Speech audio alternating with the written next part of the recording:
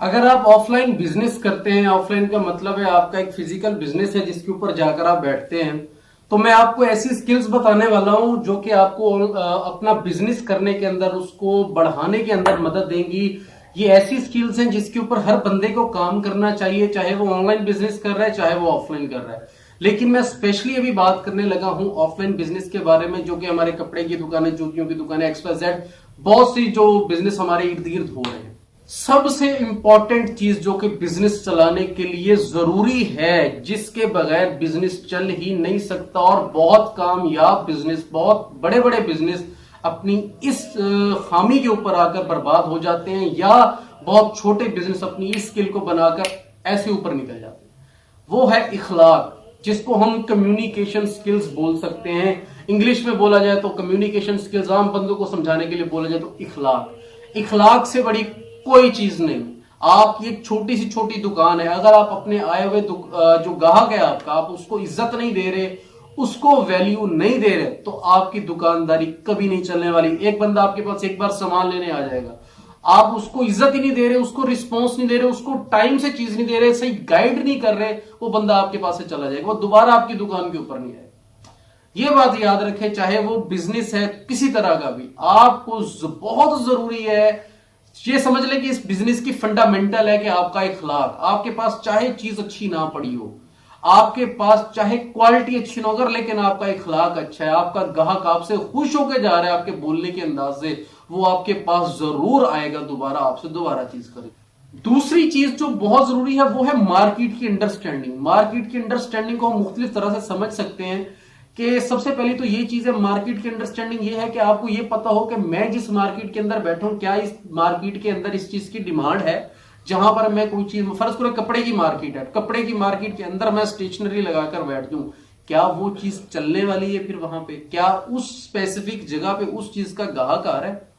एक ये भी मार्केट अंडरस्टैंडिंग का एक पर्सपेक्टिव ये भी हो सकता है। दूसरा मार्केट अंडरस्टैंडिंग ये है कि अपने बिजनेस की मार्केट को समझना कि मैं जो चीज बेच रहा हूं उसके अंदर किस तरह की क्वालिटी मैं खरीद सकता हूं, वो चीज मुझे कहां से मिल सकती है, सही प्राइस पे मिल सकती है, और मेरे कंपटीटर्स उस चीज को किस रेट के ऊपर बेच रहे हैं। इस सारी चीजों को, दो पर्सपेक्टिव को हम मार्केट अंडरस्टैंडिंग में देख सकते हैं। कोई भी बिजनेस है, चाहे वो जूतियों का है, चाहे वो कपड़े का है, चाहे वो खुराक का है, चाहे वो XYZ किसी भी चीज का है, ये फार्मूला मार्केट की अंडरस्टैंडिंग का कि मैं जिस जगह पर कर रहा हूं, क्या इस जगह पर उस चीज का ग्राहक है, ये चीज जो है आपको आपके बिजनेस को चलाने में, अंडरस्टैंड करने में आपकी बहुत ज्यादा मदद करेगी, जिससे आपको बहुत ज्यादा फायदा मिलने वाला है। अच्छा, जब हम बिजनेस करने चलते हैं ना, हमारे पास कुछ पैसा होता है, फर्ज करो 20, 30, 40 लाख जितना भी है, हम बिजनेस करने जा रहे हैं, हम पैसा लगाना चाहते हैं, लेकिन हमें ये नहीं पता होता कि मैं जिस फील्ड के अंदर जा रहा हूं, क्या ये वाकई इस चीज का गैप है, या ऑलरेडी इस चीज के कितने लोग इस स्पेसिफिक जगह के अंदर, स्पेसिफिक शहर के अंदर कितने लोग काम कर रहे हैं, उनकी क्या क्वालिटी मेरे से बेहतर है। हम गैप नहीं तलाश करते, हम वही, अगर देख ले किसी का खुराक का, फूड का होटल अच्छा चल रहा है, किसी की कपड़े की दुकान अच्छी चल रही है, हम सोचते हैं जी मैं भी ये करांगा तो मैं भी कामयाब हो जाऊंगा।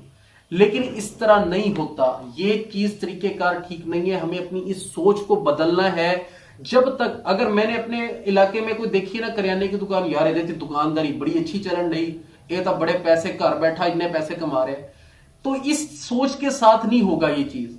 आपको समझना पड़ेगा कि हमारे इलाके के अंदर मार्केट गैप क्या है। फर्ज करें मैं लिया में हूं, यहां पर लग्जरी कार्स को रेंटल करने का प्रोसेस, जो एक बिजनेस है, वो भी नहीं है, तो ये एक मार्केट गैप है। मैं इस बिजनेस को अगर यहां पे करूंगा तो ये मेरा बिजनेस चलेगा, लेकिन इसमें जरूरी भी नहीं है। लेकिन फिर मुझे इस बिजनेस के आगे ग्राहक देखने पड़ेंगे, क्या इस चीज का ग्राहक भी यहां पे मौजूद है।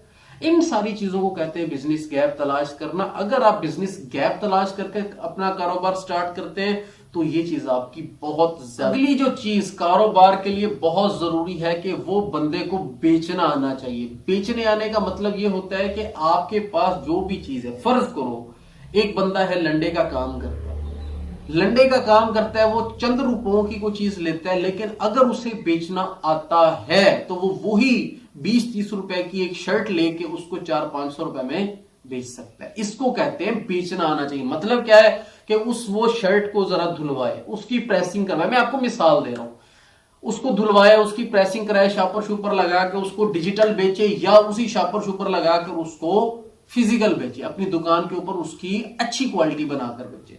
इसको कहते हैं अपने प्रोडक्ट को बेचना आना चाहिए। कहते हैं ना कि जो चीज नजर आती है तो वही बिकती है।